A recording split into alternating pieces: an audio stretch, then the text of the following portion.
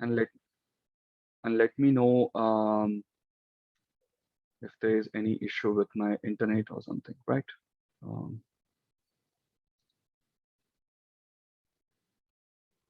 okay.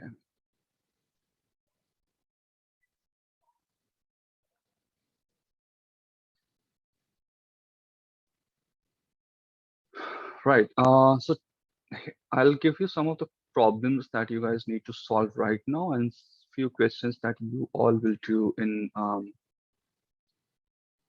the homework. Okay. So these are the questions that I think that you guys should do right now. And all these questions are actually just calculus problems.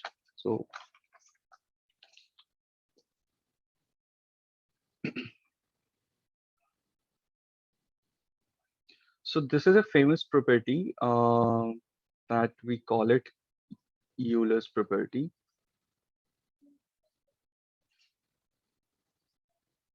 for homogeneous equation. Okay, can you guys, are you guys able to read what I'm writing? It's just a little bit, I think, issue from my pen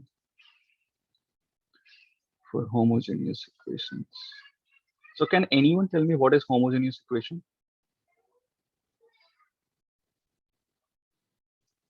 Anyone?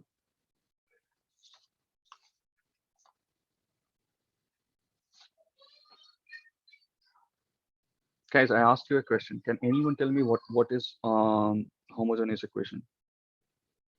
It's a simple question. So which have zeros on the right side of the equals to. Sorry, I couldn't hear you.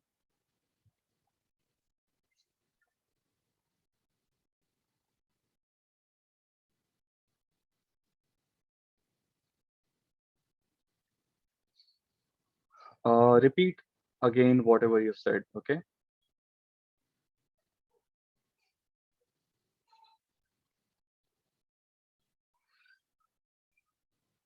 It's okay, just repeat it. I mean, whatever you just said, that's totally fine. Just repeat your statement.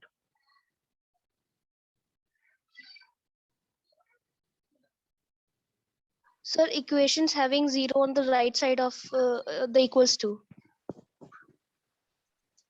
No, so right, yeah. Oh, I'm sorry. I should have. What is wrong with this?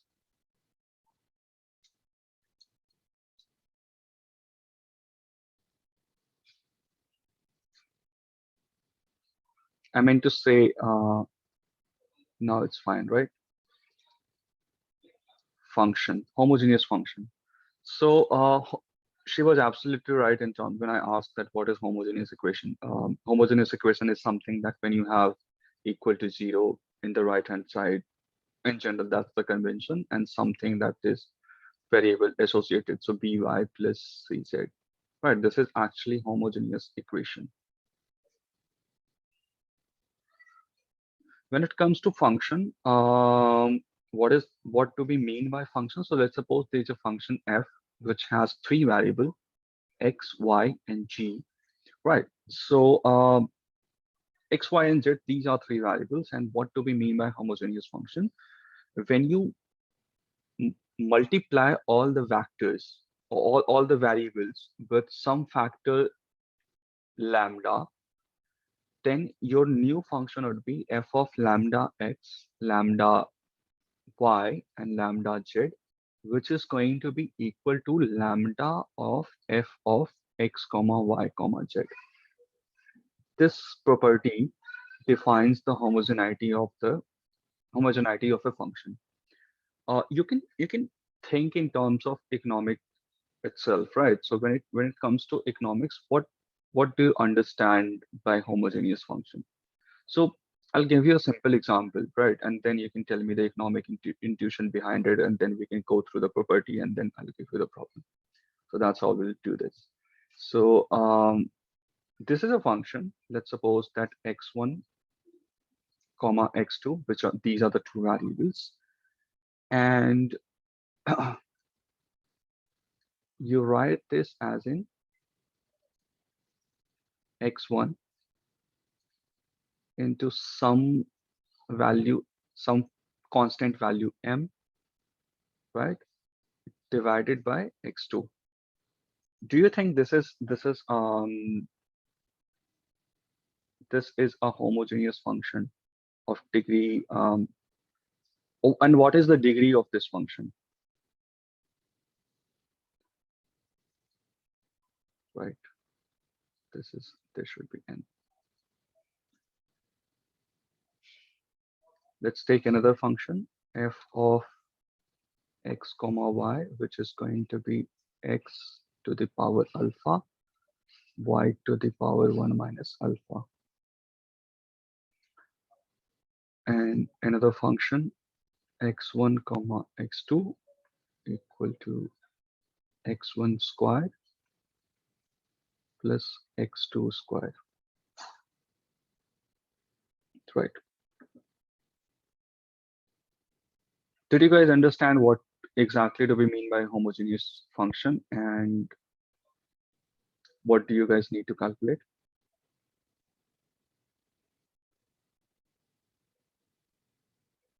Anyone?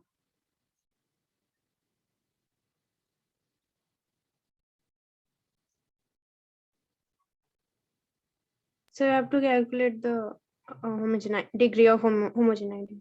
Right. That's true. हाँ, तो आपको क्या करना है? आपको calculate करना है degree of homogeneity. वो कैसे करते हैं? एक एग्जांपल, कोई एक प्रॉब्लम मैं सॉल्व कर देता हूँ, then you guys will do it.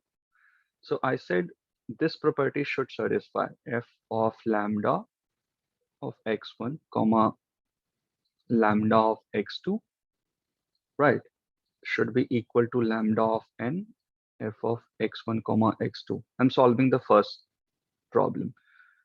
Once you do that, what do you get? Lambda of x1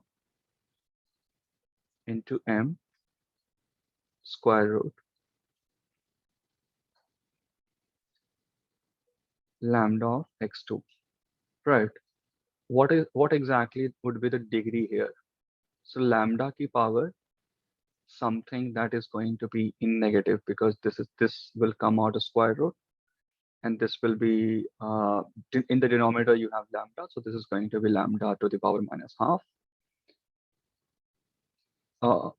In the function, it is going to be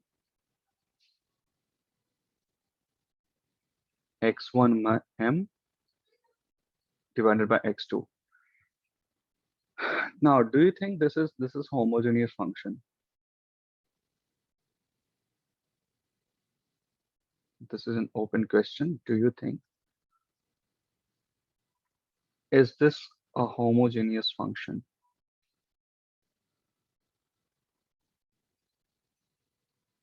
And that's how you will understand the economic interpretation of this, by saying whether it is a homogeneous function or not.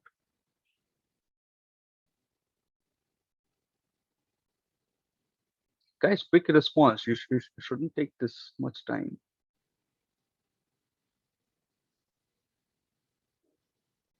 Anyone? Okay, I'll tell you, this is not a homogeneous function. Now, can anyone tell me why this is not a homogeneous function?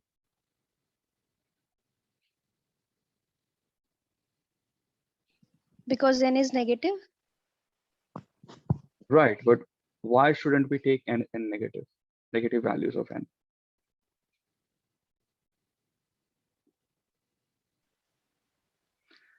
Sir, I don't know about it, but in economics, there is a concept of increasing returns to scale, decreasing returns, and constant returns, and it is working in the same manner. You are just tiny little bit away from the correct answer now. I mean, you're thinking in the right way, right direction. So something, this is in economics, we do that. Actually, we do have returns of scale, and these returns to scale actually gives you always the positive values no matter what you think of homogeneity. So that's what we use in economics. That's very true. But actually, it comes from the Cartesian on the axis. How exactly we do map a function. So mapping of a function defines this homogeneity property. So I'll give you some basic idea. So suppose you have a function, let's say y equal to x squared, not x squared. I mean something that is actually a parabola, like a quadratic equation. Just imagine that you have a quadratic equation. What would be a here? Here a, your a would be positive and d would be positive. How do you know that? Because I have drawn this graph in above x-axis, right? So you already know that your a is going to be positive and d is going to be positive for that quadratic equation. That, I mean, this is a 10th class property, so I'm pretty sure you guys know that. But anyways, once you will try to understand the homogeneity, which says that your variable change in variable should return some power of lambda, right? That's what you want. So this should always give you some sort of positive amount. That's how you measure the homogeneity. How do you know that? Because you don't know whether these below this curve, right? Below this curve, the function will remain the same with the sequences that you are drawing. So there's this famous theorem that we call Bolzano-Weierstrass theorem that is being used here. And I'm pretty sure in the sequences that I'm going to teach, this concept will get much clearer. What I'm talking about, the convergence. So आपके पास क्या है, बहुत सारा function है. आप imagine करो कि वो सारे function एक दूसरे को closely चिपके हुए हैं, right? क्योंकि आप lambda scale जो है सारे variables के साथ लेकर के आप उसको increase कर रहे हो या decrease कर रहे हो. समझ रहे हो इस चीज को? तो आपकी जो जो डिग्री ऑफ होमोजेनाइटी है, जो चेंज है, जो सारे के सारे एक्स के लिए होल्ड करनी चाहिए, वो आप तभी करा सकते हो जब आपके पास कोई पॉजिटिव वैल्यू हो. अदरवाइज, अच्छा, ऐसा नहीं है कि आप नेगेटिव वैल्यूज के साथ नहीं करा सकते हैं, बट उसके लिए कुछ और प्रॉपर्टीज हैं जो सेटिस्फाई नहीं करती. That's what you need to understand. So similarly, you guys can calculate something very similar here and very similar here. So now you guys need to tell me what is the answer of 2 and 3, and I will write the Euler's theorem and Euler's property, whatever you want to call it, for homogeneous function, right? Which says, Euler's theorem or Euler's property says that if there is a function with n variable x1, x2, x3 to xn, then this is going to be x1 of del f upon del x1 plus x2 of del f upon del x2 plus x3 of del f upon del x3 and so on, equal to xn del f upon del xn equal to n into function itself.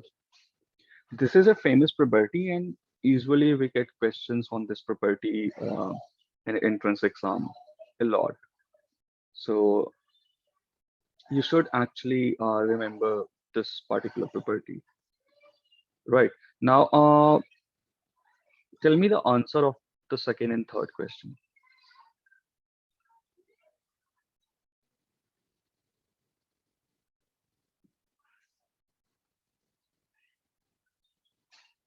What is the answer of second, Jharna? Says one. Okay. What is the answer of third, Kashish? 32. Oh, sorry. So it is a homothetic function with degree of homogeneity 2. Okay. Degree of homogeneity. Right. Did you get also? Did you solve the second part? What is your answer? Degree of homogeneity 1. Right. 1. So I'm pretty sure you guys must be able to solve this. So in second, you're getting 1, in third, you're getting 2. Fine. Now, you guys can see Euler's property.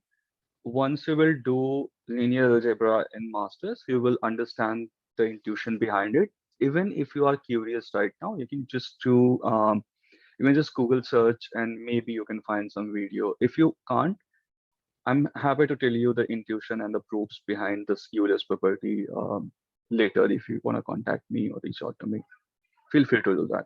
Anyways, I'll have to move forward. So this is a question that has been asked in DSE, I guess, right? And no, it's been in ISA. So the question is EU equal to sine inverse x squared plus y squared divided by x plus y.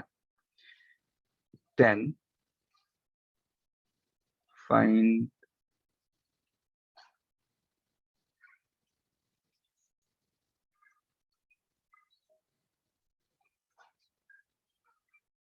I'll give you some of the options.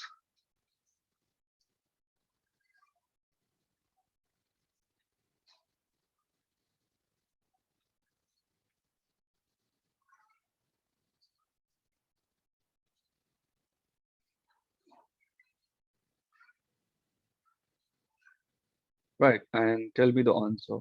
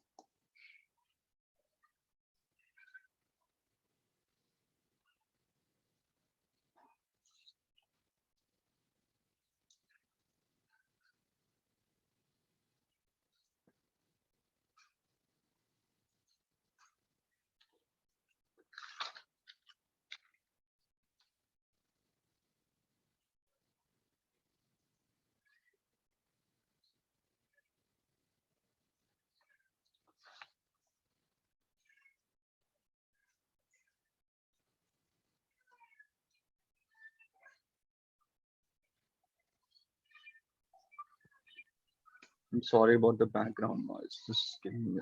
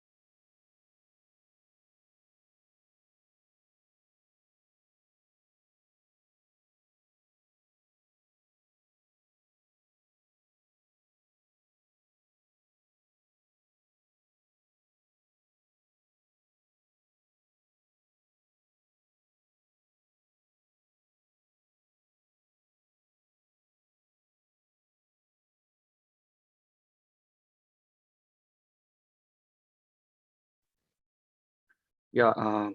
Anyone with the answer?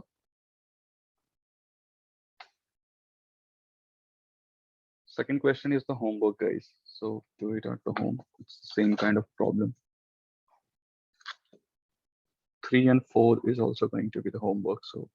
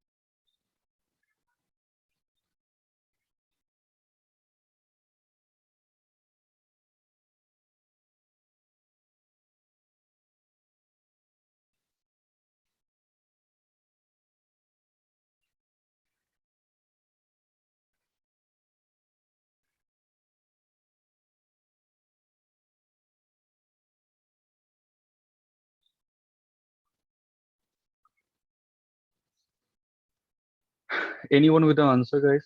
I'm not able to open the chat box, so please feel free to tell me. And 2, 3, 4, these 3 questions are home in the homework. So do it home at home. I'll give you few problems on functions as well. So just giving you these 4 revisions, maybe it will help you to revise something. Whenever I give you something, try to try to make graphs of those functions. Only in functional problems, not like everywhere. So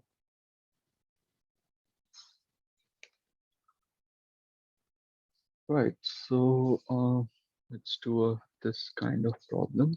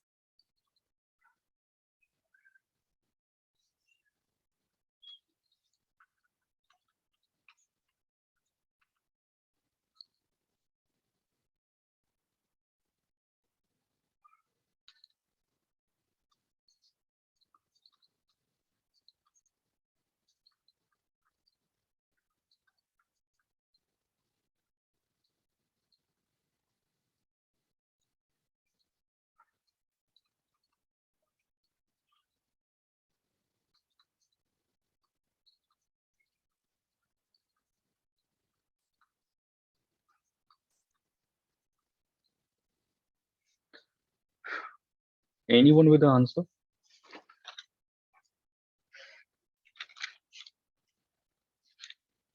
No one?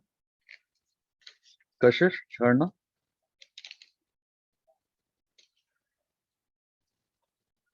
Sir नहीं हो रहा.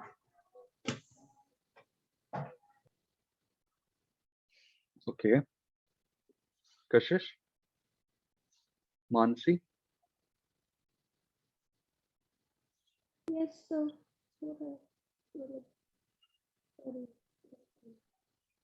Rakesh?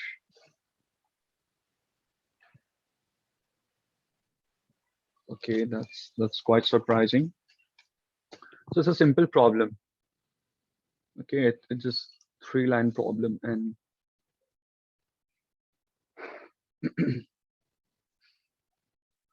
look at this problem and think, what would you do in the first step?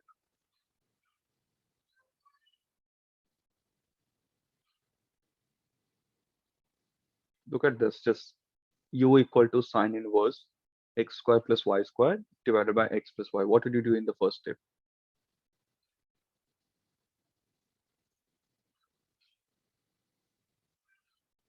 Guys, just find me. Finding out the derivative with respect to x. So No. I Anyone else? have let Yeah, Mansi. sin u is equals to x square plus y square upon x plus y, but then Right. differentiate. Exactly. So what Mansi said, okay. So what Mansi said, that is actually the correct thing. So whenever you look at this kind of function, right? So the first step that you should, not always, I mean, but here you should do sine, you just take the sign to the opposite variable, which is u. So sine u equal to x square plus y square divided by x plus y. Right? This is the first step. Second step, look at what exactly it is asking. X into del u upon del x plus y into del u upon del y. And this is very similar to the Euler's property that we are talking about, equal to nf, right? Now,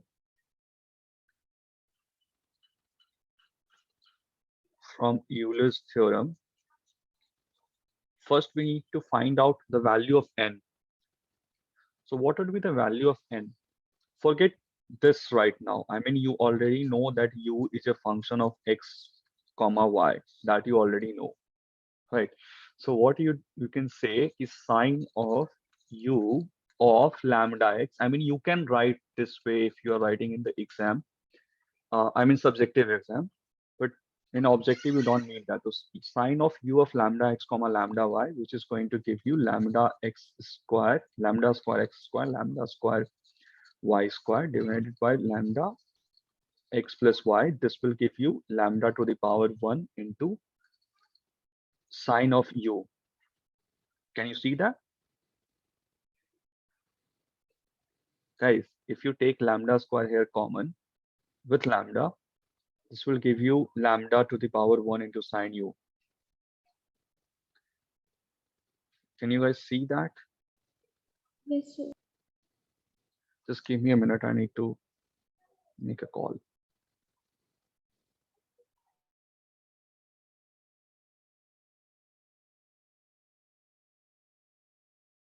हाँ?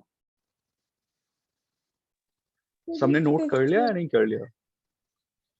one, I want to know the fifth. I can't hear you. बताओ I'm क्या? doing it. नहीं, I अभी नहीं don't करना know है इसको. इसको घर पे जाके करना है. आपको सॉल्यूशन ग्रुप पे भेजना है. question, fifth wala. Okay, I'm just saying that you need to note down these problems, these 4 problems, and then you need to share your solutions in the group. Okay.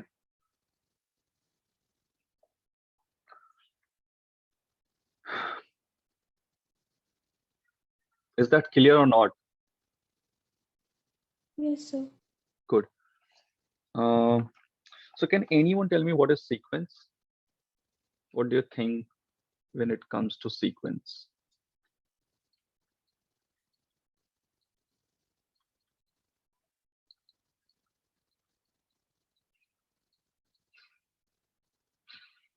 What is sequence? Not in terms of fancy definition, like there's a real function which is defined and two are not like that. Just give me a real example. How do you use sequences in your real life? I want to hear from someone new. Rakesh, is he here? Yes, sir. Yeah. So tell me, what do you think about sequence? I mean, any example? Sir, anything that I mean follows a specific pattern or say anything.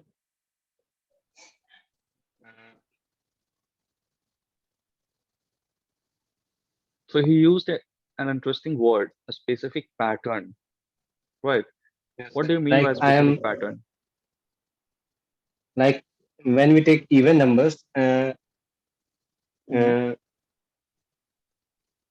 then in increasing order, we say that first even number is 2, second number is 4, and we can get this number by adding just +2 in every even number, and it will go on, and we will find a sequence that mm, Sequence of even numbers. I get your yes, point, but that's again that is something that is we use. I mean, it's mathematics. I am talking about some real life.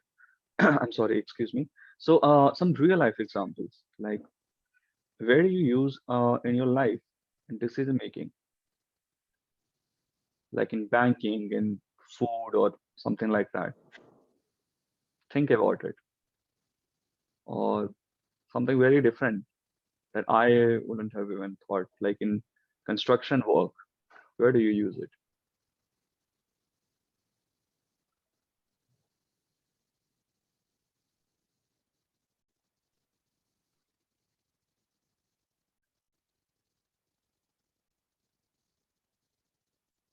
So we can calculate like many things from that, like audience or maybe how Okay, much they have. anyone else? Kashish?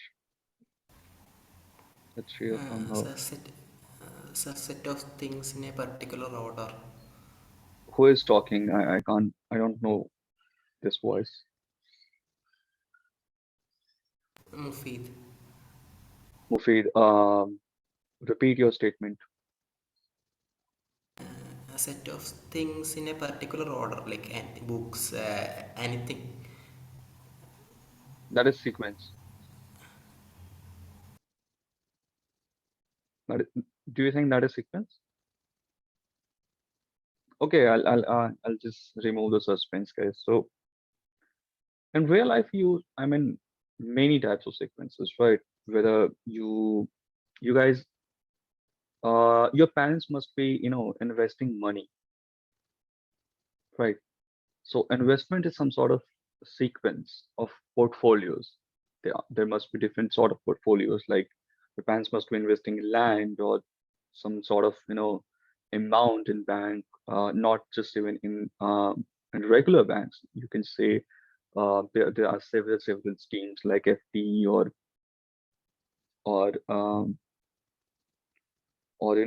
stocks and some other MSc programs, or maybe some savings scheme that governments actually plan.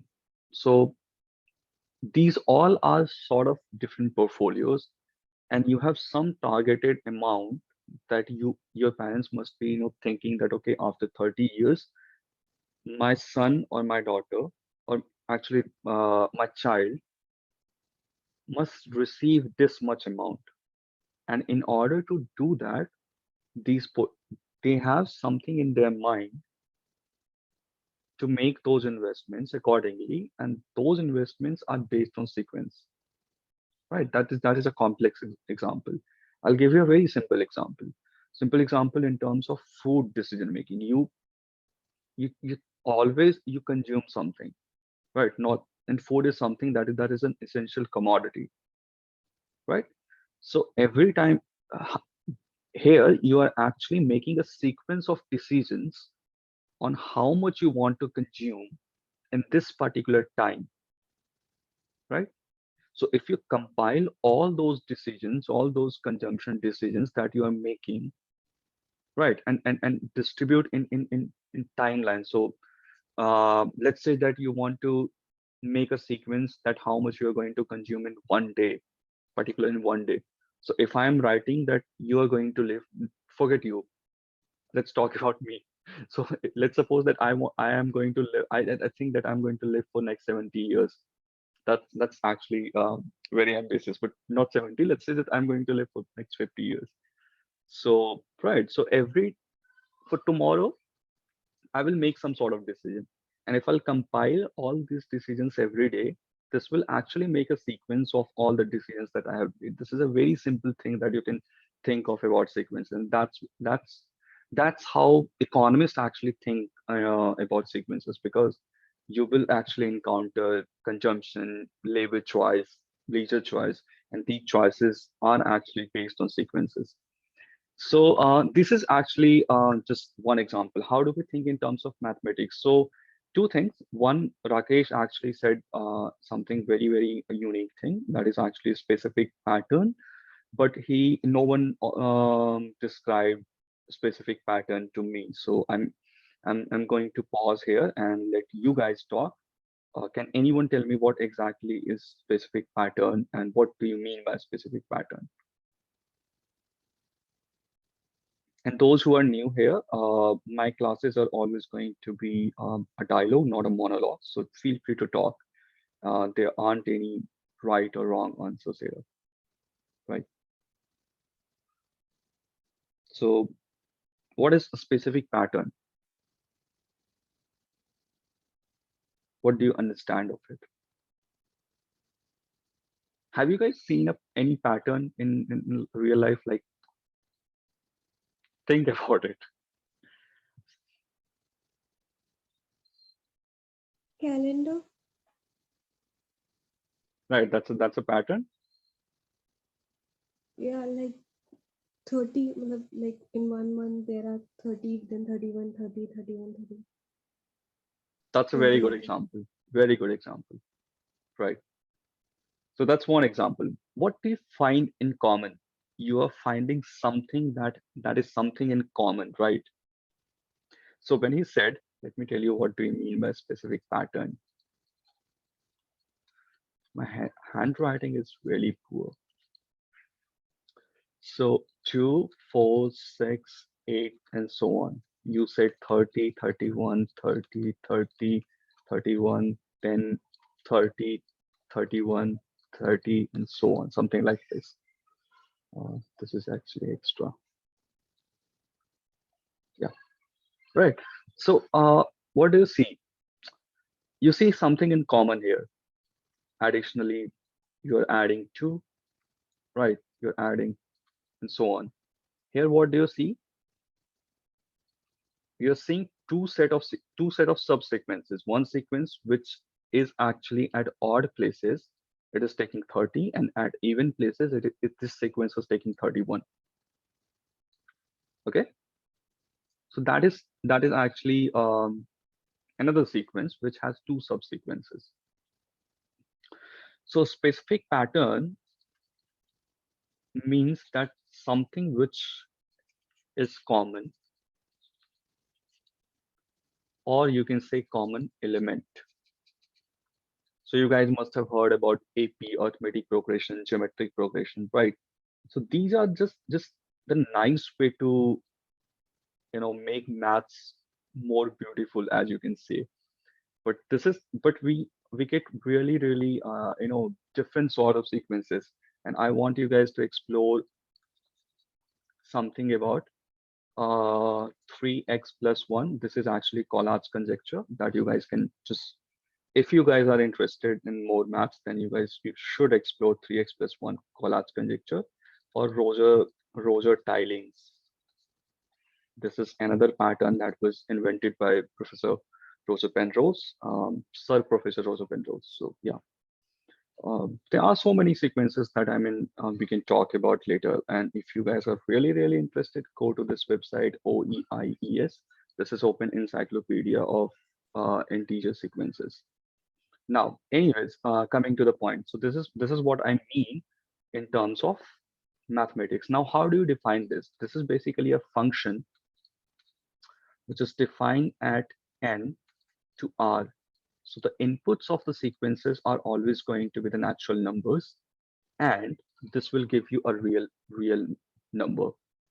So sequences are mapping from natural numbers to real numbers, which follows a particular pattern or a specific pattern Now you already know what do we mean by a specific pattern. It means that it has some sort of common element. But now my question to all of you, that is it necessary to have something in common to define a function?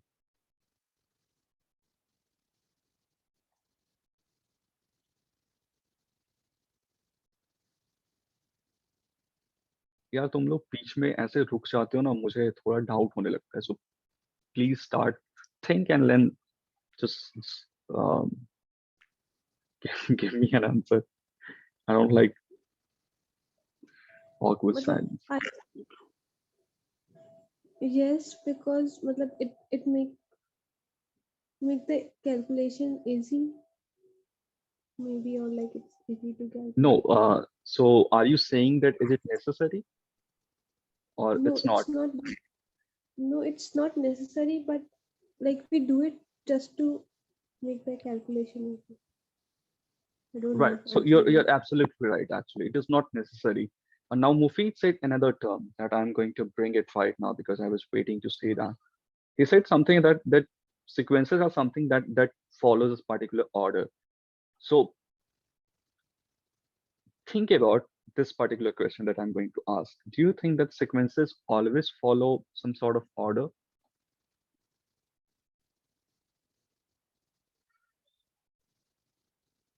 yes, maybe matlab AP, GP, HP, so it's always in order. That's a particular case. Think about, like, okay, just think about it and then we will discuss.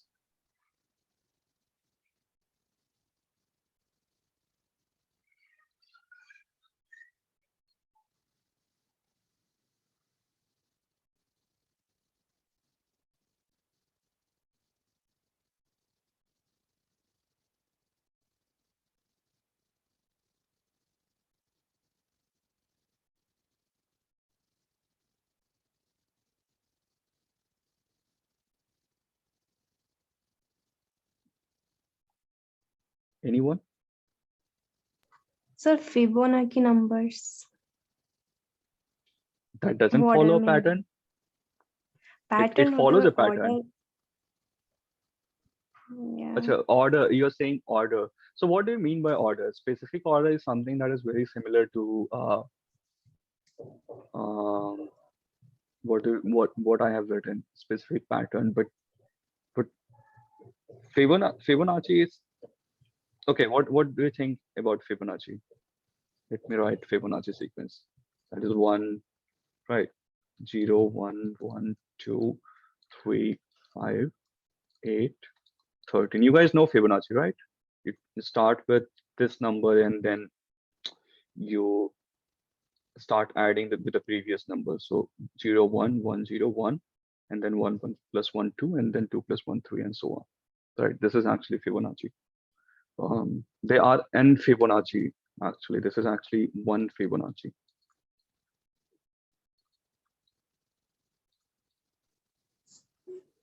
So maybe it does not follow any pattern.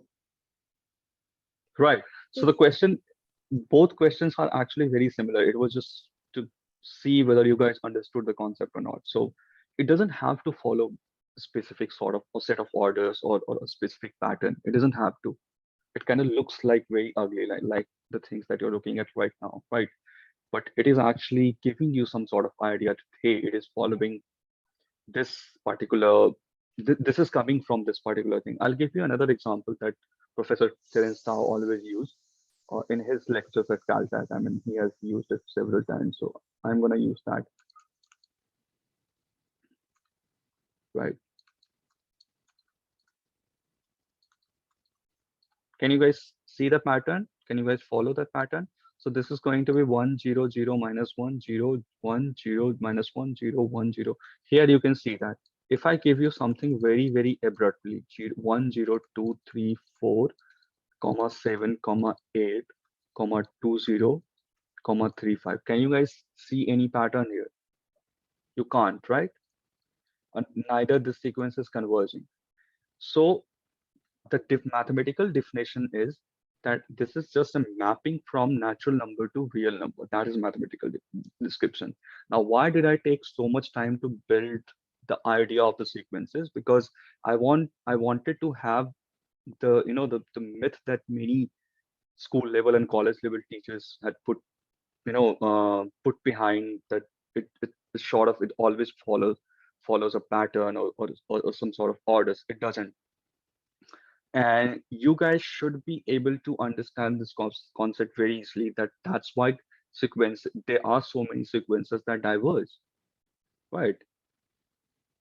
If I tell you the last sequence that I have written, 1 comma 0 comma 1 comma 3 4 7 8 20 and 35, so this is, if this is a sequence, then this is actually, what do you think? This is actually yeah, so this is actually going on.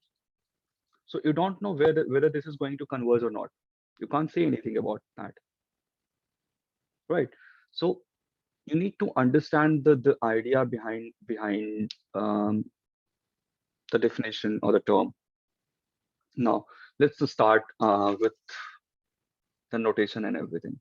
So we usually denote sequences with curly braces and small alphabets having denote, this is actually the subscript, and subscript actually tells you the nth value of the sequence, right? So this is actually the general term, nth term of sequence, that you should know. That's how we denote it.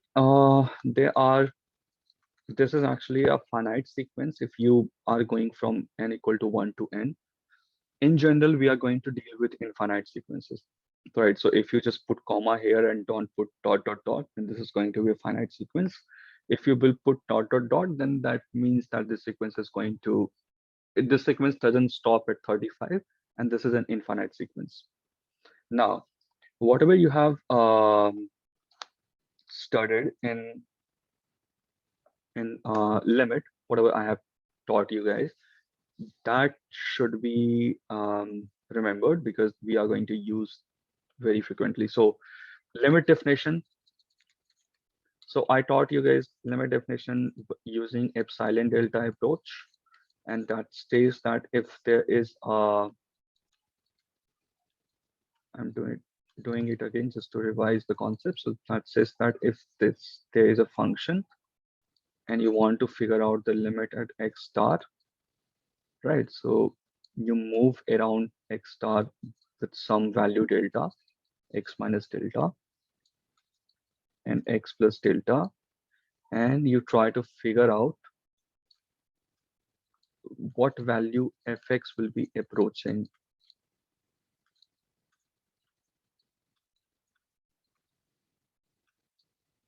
What value fx will be approaching? Sorry, there should be minus. Fx will approach at x star. So this is just a quick reminder to what I have taught you guys already. Just give me on the answer. So limit at x star is equal to f of x. What do we mean by this? When this happened, what do we call it? And the second question, sorry, who answered this? Jharna. Yeah, Jharna, बताओ. A continuous function. हाँ जी, I continuous mean, the function function होता है, is बिल्कुल सही. And दूसरा जो सवाल है वो ये है कि limit at point x star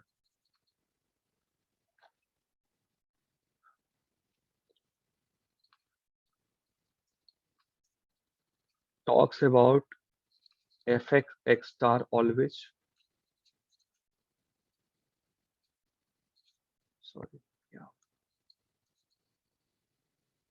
Is this true or not?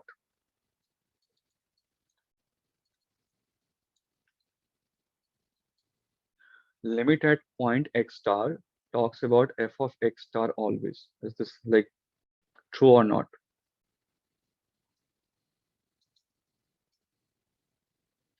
Quickly. So it's false Right. Why this is false? because Wait, maybe you function need to is wait. not. There are few new students here, so I just wanna, yeah, Okay, sir. yeah. Mufid is here, right? Mufid, what do you think?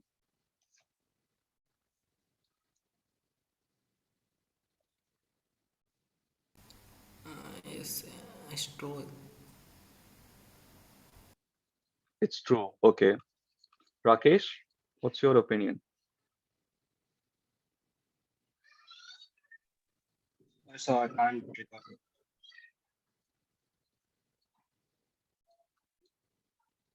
Okay. Kashish,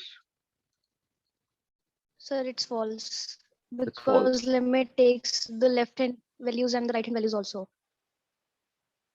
Okay. Come up with a reason again.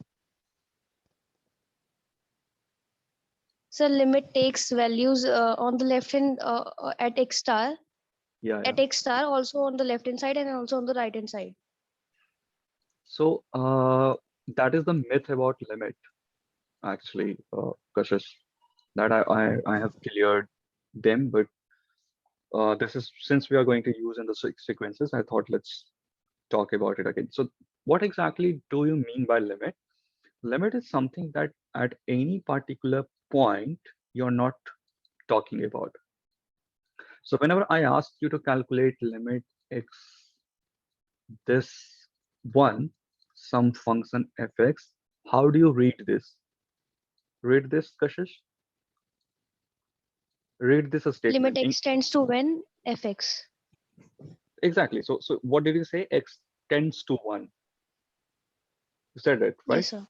Tends to. It is not going to one. It will never achieve one. Why this concept is necessary? Because I'm going to repeat this again and again because you will extensively use in your master's program, during your master's program, again and again in real analysis when you will learn all things about sequences, right? Even in microeconomic theory. But here, the point is that when you say that x is tending to 1, x will never achieve 1. Never, when you talk about limit. That's why this statement is false. So it should just clear it up. Now, coming to the AN, I mean the sequences. So this is how we define the sequences, guys, right? This is N1, then this is going to be A1, this is going to be A2, A3, sorry, this is A3. I mean, you guys understand why I have drawn this like discrete. Think about it. Why not continuous? Like just because since I have said that this is a function n to r, but this is also an interesting question. Then I should have like drawn something like this, but I haven't drawn that. Why do you think this is going to be discrete?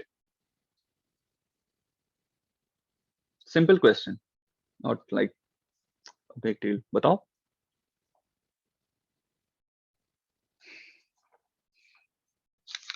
Because we are representing function in the roster form. नहीं, वो कारण नहीं है. थोड़ा सोचो.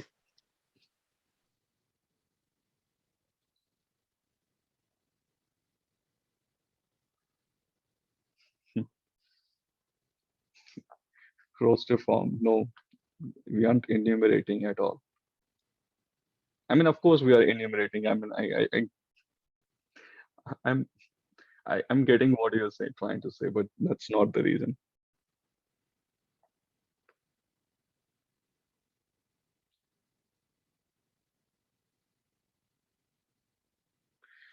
Because, okay, can anyone going to answer this?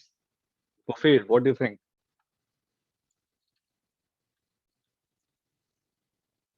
So me, Mufid is here. I'm not ready to answer. Like, Okay. Anyways, so the answer is really simple. Look at this. Sorry about that. Yeah. Look at this. Look at this. This n. What is this? This is natural number, right? what I said, that sequences are mapped from natural number to real number, right? Sequences have the functional form where these functions are mapped from natural number to real number. Do you guys understand right now why these things are discrete? Because your natural number are 1, 2, 3, 4, 5. So on real axis, when you will draw your domain actually is discrete. That's why you have everything in discrete term, right? So always remember the basics, right? Because these things are important and these things are necessary. Now, why did I draw something like this? To talk about limits. So in sequences, what do we mean by limits? So when I say that find out the limit, so look at this, right? These things are something very, even if I join them, let's just say I join them and I try to figure out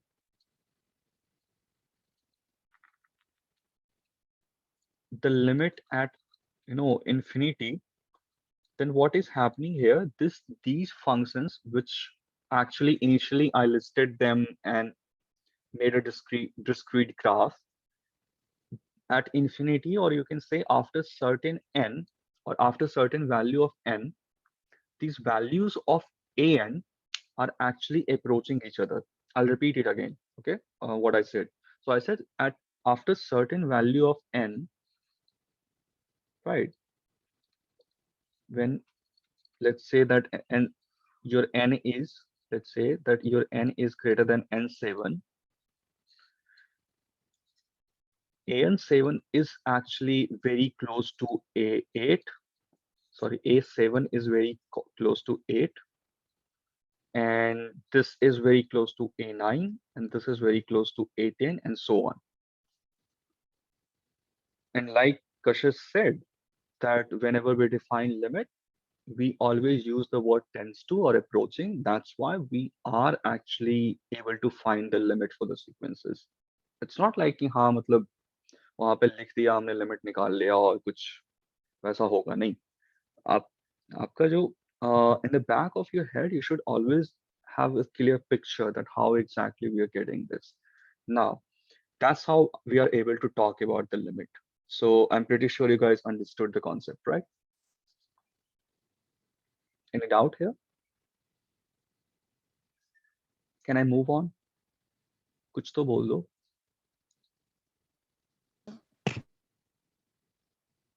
Okay, anyone? Can I move on? Yes, sir. Great. So now you guys need to find some limits in the sequences. So let's say that you have 1 upon n, limit n tends to infinity, limit n tends to infinity.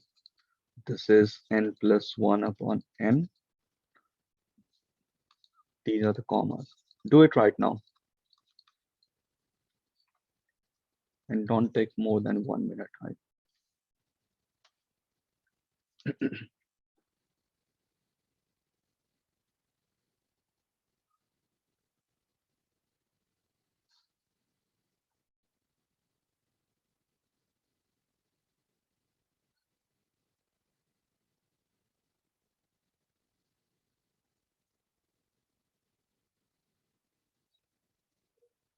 Yeah. Answer? What is the answer of the third one?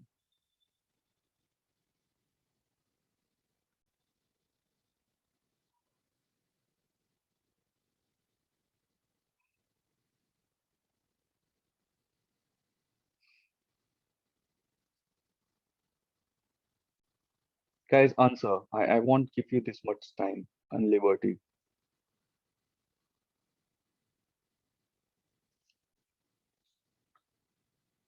Sir, infinity. For which one? Third one. Why do you think it is going to be infinity? because something raised to the power infinity, that's infinity.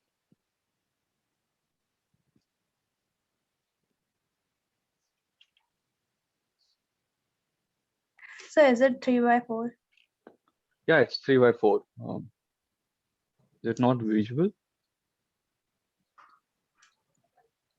I'm sorry about that. Yeah. So the Kashish, answer is 3/4. I mean, the answer is 3/4. why do you think answer is 3/4? Because it's a const. Oh no. Who is I get it talking? now. Kashish, right? Jharna. Where is Kashish? She and where is Yes, this sir. guy? Mufid. Both of you answer the third part. What did you get? And Jharna, rethink, okay? I think you're making a minor mistake. It's Yes, sir, I got it. 3/4. Sorry? 3/4. No, guys. No, what are you guys doing? Oh God. And जो last class में थे उन्हें क्या हो गया? मैंने एक concept पहले करा रखा है लास्ट क्लास में.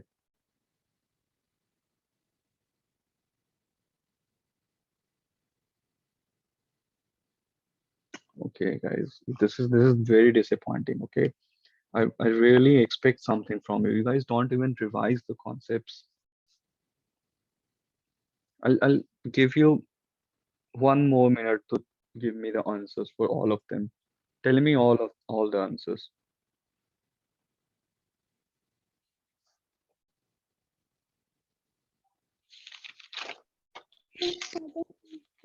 Zero second. I can't hear you, one, Mansi. Repeat or say it loud.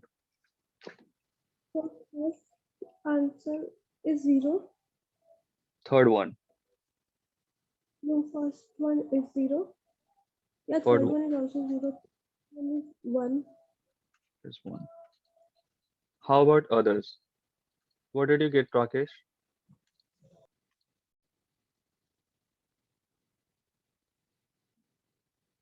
Mufid, tell me your answer.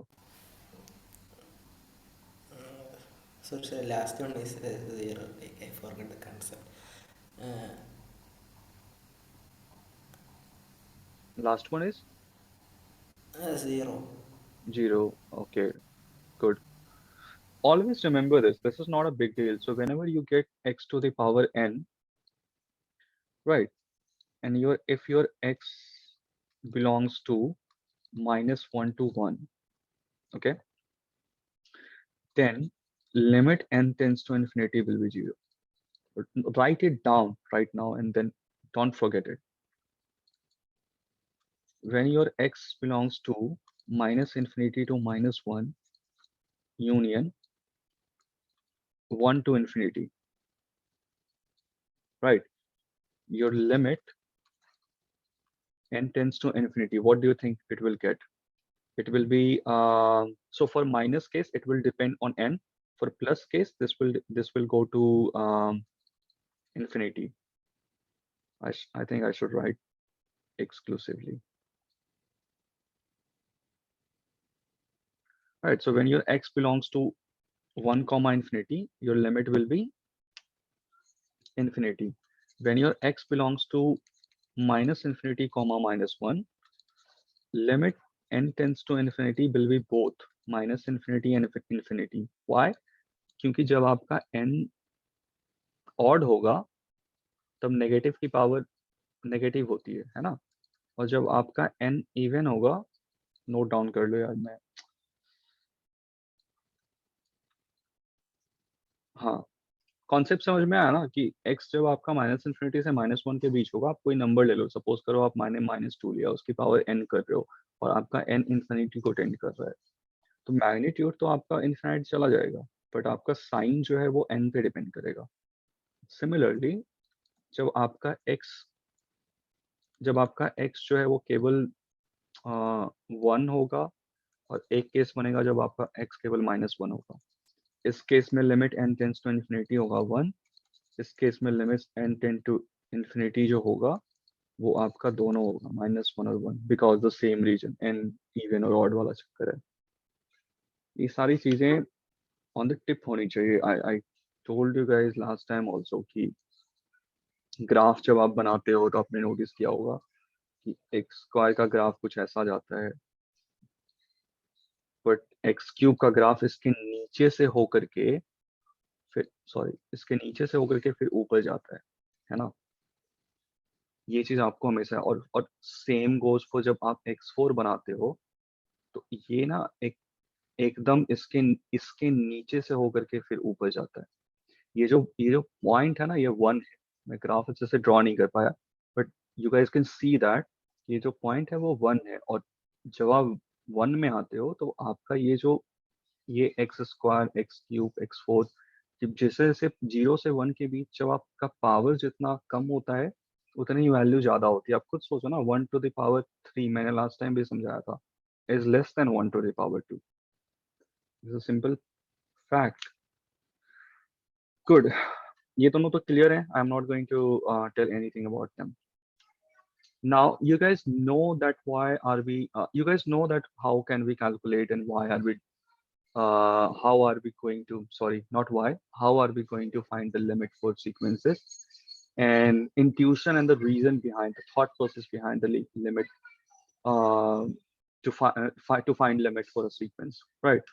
So that's all clear. I'm pretty sure, but now we are going to talk about some of the things, the issues that we face in the sequences, and why do we need to um, why do we need to, what are the steps that we can think in terms of sequences and the series as well.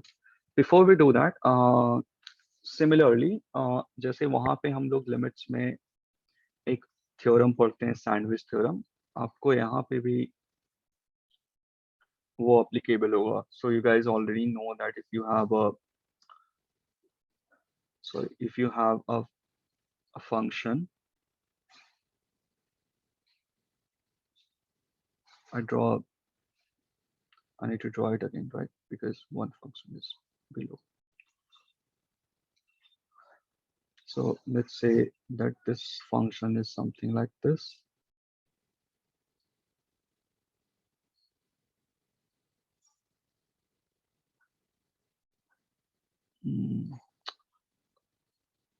What is wrong?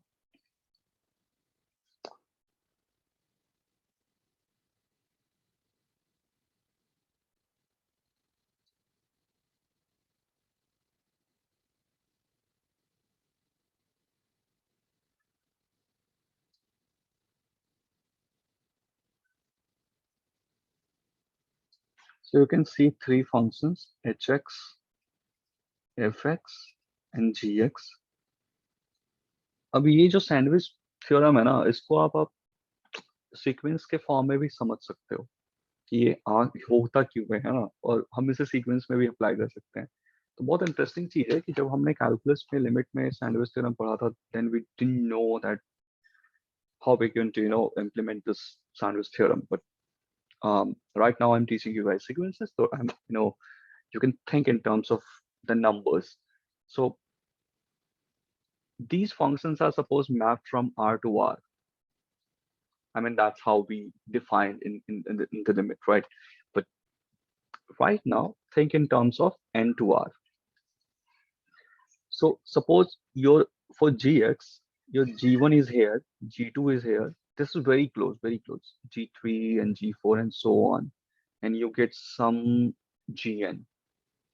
Similarly, you get some Fn and you get some Hn. Now, these are approximately in the range of, I mean, you can say very, very closest to each other, right? So even if you don't know the value of this Fn and you know the value of this Gn and Hn, which both are equal, then you can say that Fn is going to be the same. Why? Because when there are multiple sequences and all these sequences are in the proximity of a particular range, right? Then you can say that the particular sequence which is actually in between these two sequences, other two sequences, HN and GN. How do you know that? क्योंकि आपका जो F1 है वो ऐसा कुछ होगा, आपका जो F2 है वो ऐसा कुछ होगा, and so on.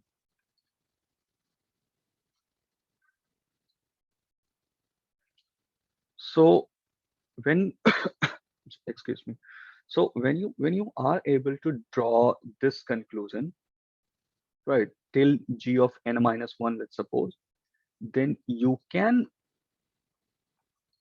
I should have used the equality here,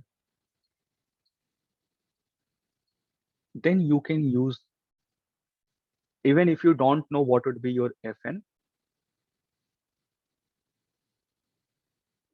yeah, can you guys see the notation? This is gn minus 1, this is Fn minus 1, this is h of n minus 1, this is gn, this is Fn, and this is, I'm sorry, this is Hn.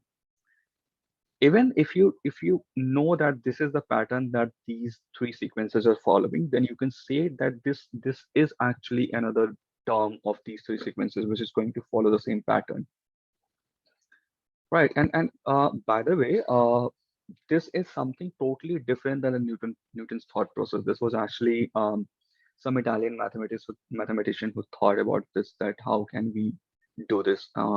I think Professor Alex Kontrovich has a very nice paper on this. But the point is, if you want to read that paper, you can read it. But I'm telling you the summary of the whole idea that was behind this sandwich theorem. So this is actually very nice thing, right? You can think in your head कि आपका एक number जो है इस तरह से जा रहा है और एक दूसरा सीक्वेंस है जो इससे हमेशा, आई मीन GN से हमेशा बड़ा है, बट बहुत ही क्लोज रेंज में, बहुत ही क्लोज रेंज में, एंड एक सीक्वेंस है HN जो FN से हमेशा बड़ा है, या फिर आप ये कह सकते हो कि FN जो है उससे छोटा है, right? And then you can say कि आपको FN नहीं पता, पर्टिकुलर nth टर्म नहीं पता, लेकिन आपको n-1 तक का पैटर्न पता है, तो आप ये चीजें बोल सकते हो।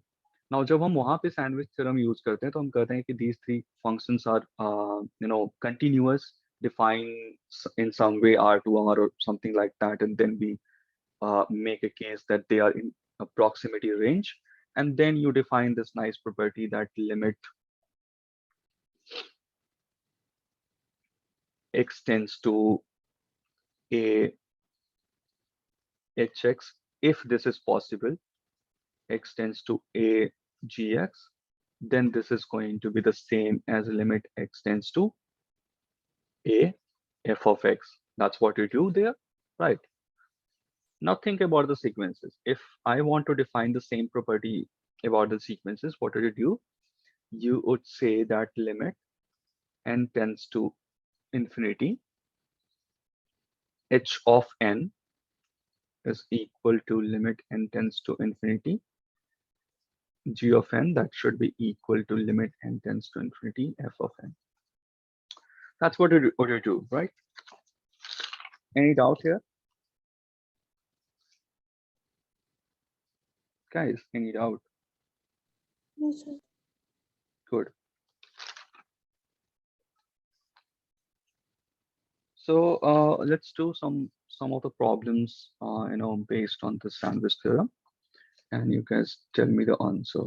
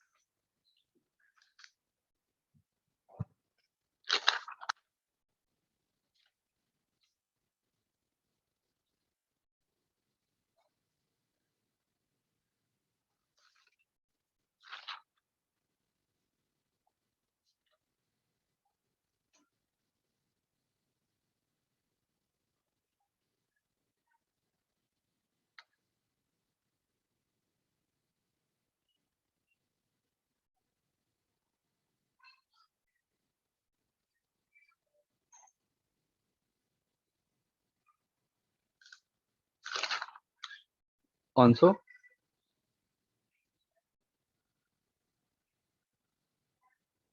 Anyone with an answer?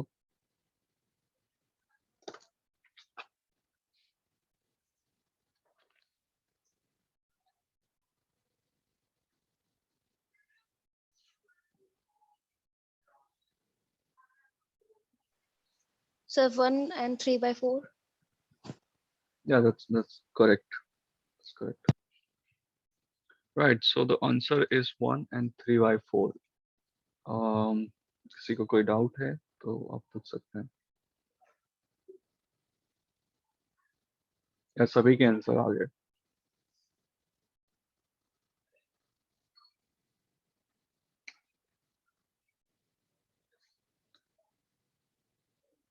Okay, seems like no one is going to ask the doubt.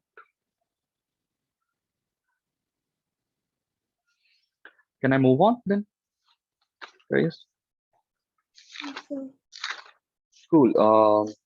So let's talk about a few things, few properties. These are the two properties that this is actually reciprocal rule. So it says that if there is a sequence an which is greater than 0 for all n and limit n tends to infinity, 1 upon an equal to 0. Right. Then what you can say by limit using this property that an will be plus infinity. Sorry.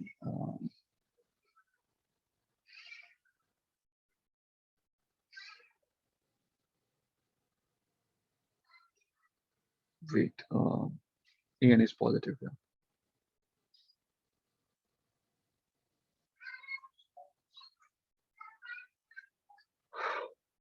Any doubt in this property? This is actually called reciprocal rule.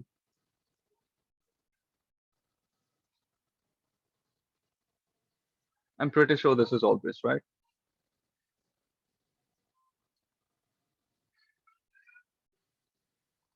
Any doubt here? Rakesh, Mufeed, you guys?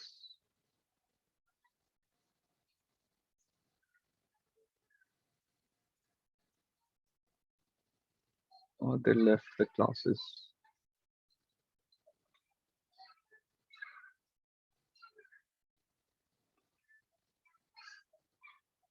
Are you guys hearing some background noise, guys? Anyone can tell me that?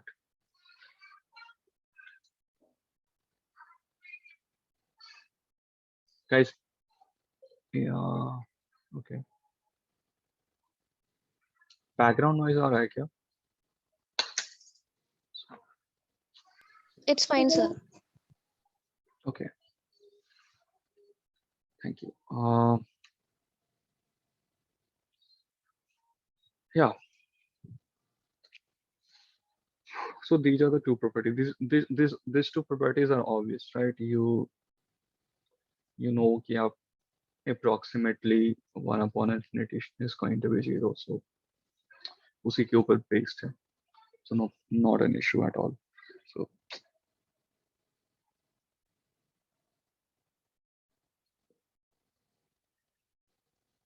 I don't know why this is written. Yeah. So आप जब in general होता क्या है कि if you have a function f which is so we talked about sandwich theorem. Let's don't name it theorem, name it like a property. This is third property. F is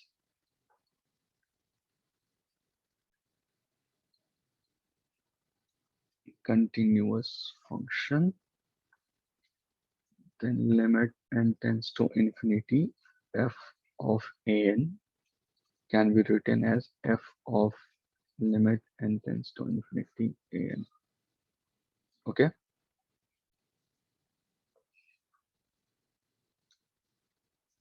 Okay, here's some example. Limit n tends to infinity, tan of n squared by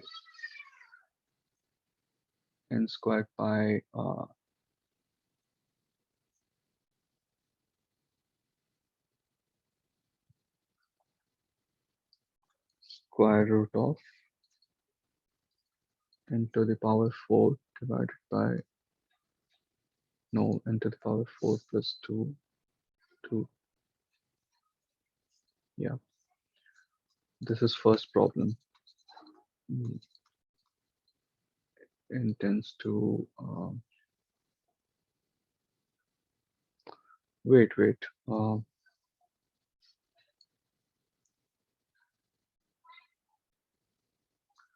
This is going to be sine n tends to infinity.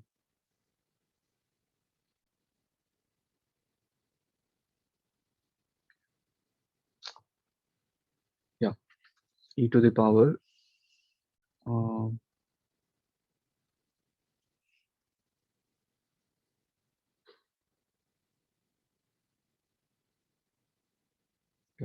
e to the power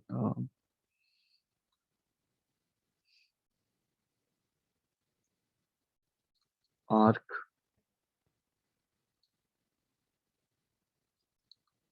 cos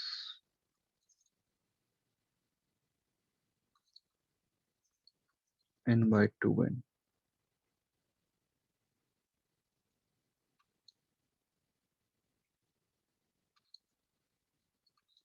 of tan. Calculate these two.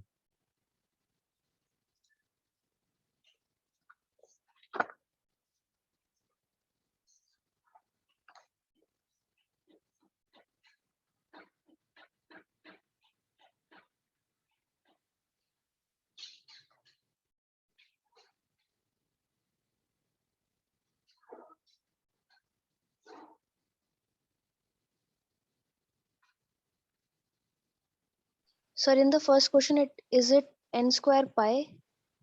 Yes, that is n squared pi. Okay.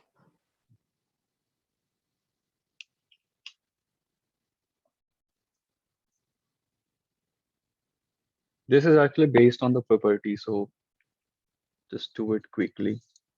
Property number 4 I'm writing. I mean, you guys have done L'Hopital rule. When the form is 0 by 0 infinity by infinity.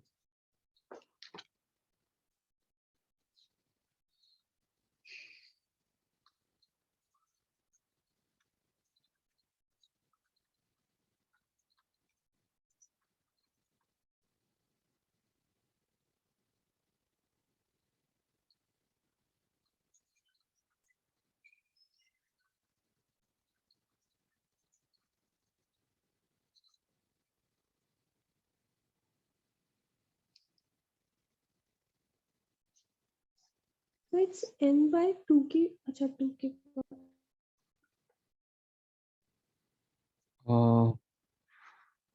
There aren't any k. कहाँ पे पढ़ रहे हो आप? E to the power tan arc cos मतलब cos inverse. उसके अंदर bracket में n upon 2n. ऊपर वाले में साइन के अंदर जो ब्रैकेट के अंदर है वो है n square pi divided by square root of n to the power 4 plus 2, है ना वो.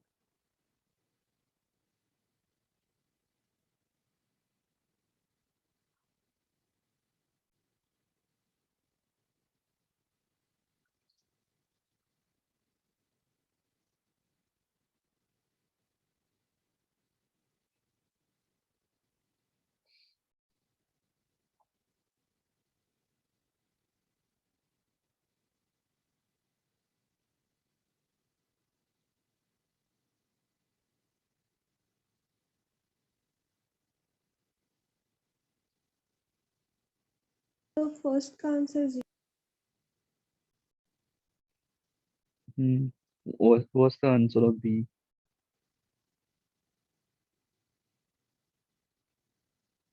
I want to hear this part from Kashish and Rakesh. They both are new to me. If you guys can answer, feel free to do that.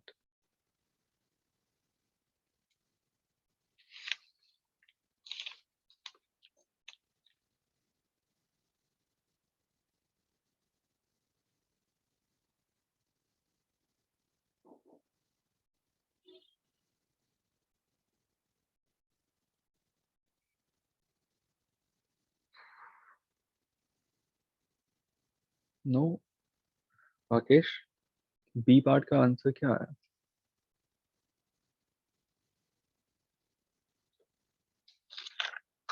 जल्दी बताओ, आगे questions करने हैं.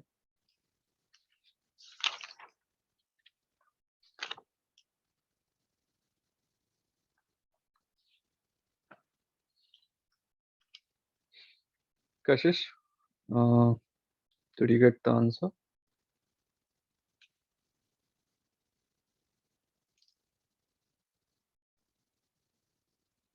नहीं हुआ सर. Okay. बताओ झरना, क्या आया? And where is Gulfisha, by the way? So he was busy somewhere. That's not a good thing. क्या है आंसर बी का? So e raised to power root 3. ये हाफ है ना, तो पाई बाय 3 होगा. पाई बाय 3 आपका रूट 3 होता है, right? Good, great. I mean, I can see that you guys are able to do. ठीक है, एक फन क्वेश्चन करते हैं थोड़ा सा. I want to see who would be able to do that.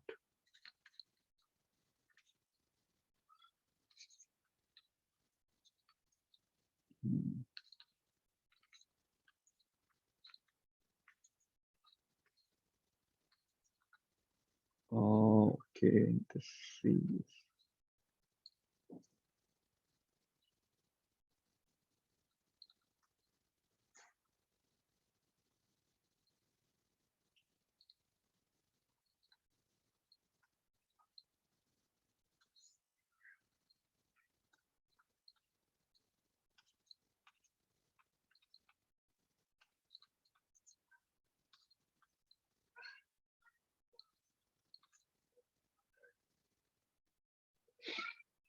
quick. What would be the answer?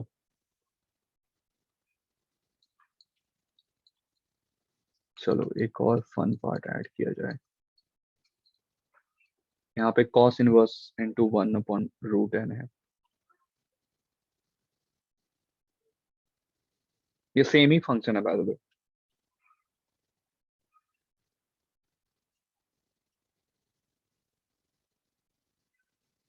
One by two.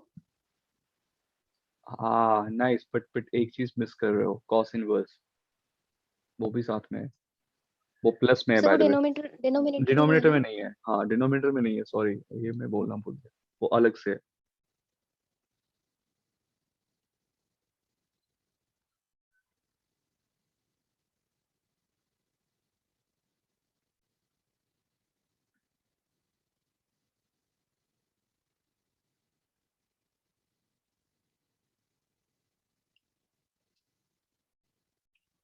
ये अलग से है, जैसे ये वाला पार्ट लास्ट वाला जो है.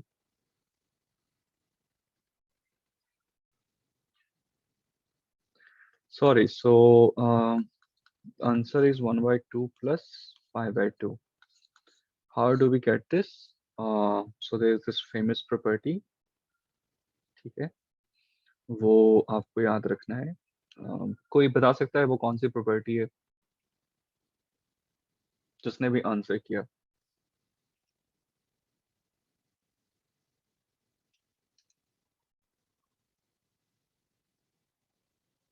Come on, you answered it sir I don't correctly. Know the name of the property. Okay. I just know that the function will converge, the upper part of the function will converge to factorial and the denominator will also converge Yeah, to factorial. it's just a thought process. I mean, the thought process is that the rate of change of factorial will be faster than polynomial, and polynomials rate are in general faster than trigonometric functions, and trigonometric functions rate of change are higher than inverse trigonometric functions. So that's how you derive these sort of functions. So what do you do in general? You pick out the most fastest growing function, which is actually factorial. So I think first n to the power n will come, then n factorial will come, then x to the power n will come, where x is actually let me write something like this. Why am I writing something like this? Because x और y दोनों आपका यदि 1 से बड़ा है तभी तो आप कंपेयर कर पाओगे, है ना? यदि आप लिख दो इसको कर दो 3/4 जैसा कि उसमें हुआ था, और इसको कर दो आप 2, तो आप कंपेयर नहीं कर सकते। तो x और y जो है वो दोनों इस तरीके से समझो कि वो एक सेम डोमेन में आना चाहिए to make them comparable. And then आपका जो है वो ट्रिग्नोमेट्रिक फंक्शंस आता है, राइट। उसमें सबसे पहले आपका tan आएगा क्योंकि उसमें सेक स्क्वायर जाता है, फिर ऐसे करके सारा, फिर आपका ट्रिग्नोमेट्री के बाद log आएगा एंड सो ऑन। मैंने यहाँ पे e to the power n क्यों नहीं लिखा, क्योंकि आप x में वो इंक्लूड कर सकते हो, right? Whether I mean you guys know that it is a transcendental number, but even though I'm assuming that that is going to be included, right? So this is actually a cool thing. That's a very good way to solve it. Yeah. Now, so we are done with all the properties of the limit that we are going to use in the sequences, and it reflects the fact that you guys have been studying limits. Revising that at least, right? So we will pick up from next lecture. We will pick up 2 things, actually 3 things.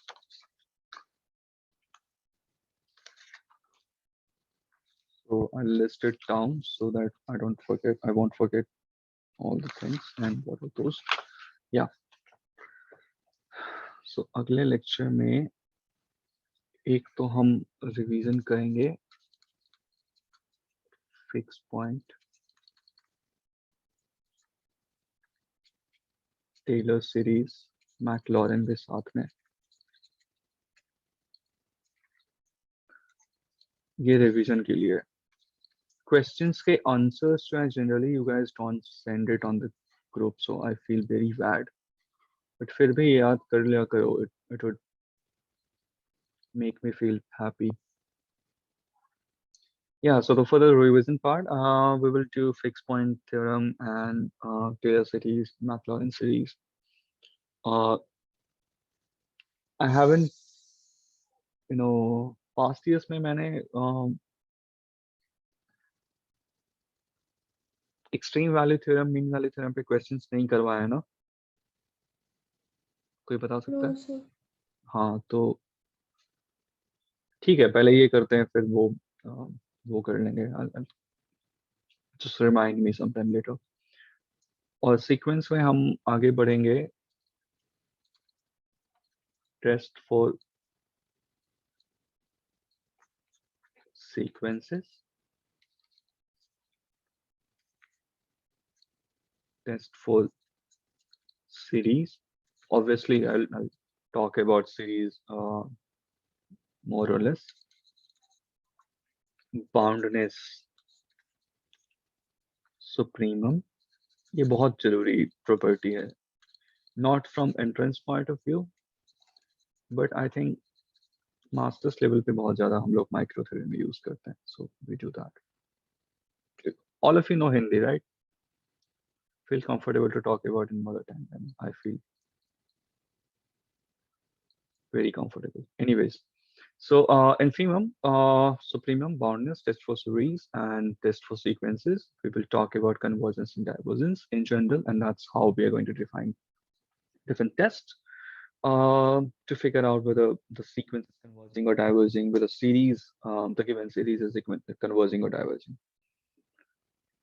Right. So in the next lecture, I hope we would be able to, because it's going to be on Sunday, we will talk more. Right. So tab tak ke liye have fun, do all the homeworks, revise all the concepts. Yeah. Do one thing before you come for the next lecture. Go to this YouTube channel, Professor Leonard. Just on YouTube, just search it, Professor Leonard sequence and series. Just Google search it. I'm pretty sure it is in my syllabus document that I have prepared for you guys, but just Google search it and watch his lectures. I'm not sure कि कौन से I think watch करने हैं, but I mean make your own decision. So it's totally up to you. देख लेना कहाँ से आपको देखना है, कहाँ तक मैंने जो concepts करा दिए हैं वो already included हैं. हालांकि he has taught very different in those videos, very different. So, but anyways, it's a good source about series and sequences. So do that. All right. So I'll leave now and I'll just finish my assignment. Bye bye. Yeah. Sir, can you please send those homework questions on group? Like, can anyone? Okay. किसी ने note I'll किया है do it. क्या? Sure. Thanks, So Chandra. I'll send it. I took a screenshot. Thank you. All right. Thank you so much.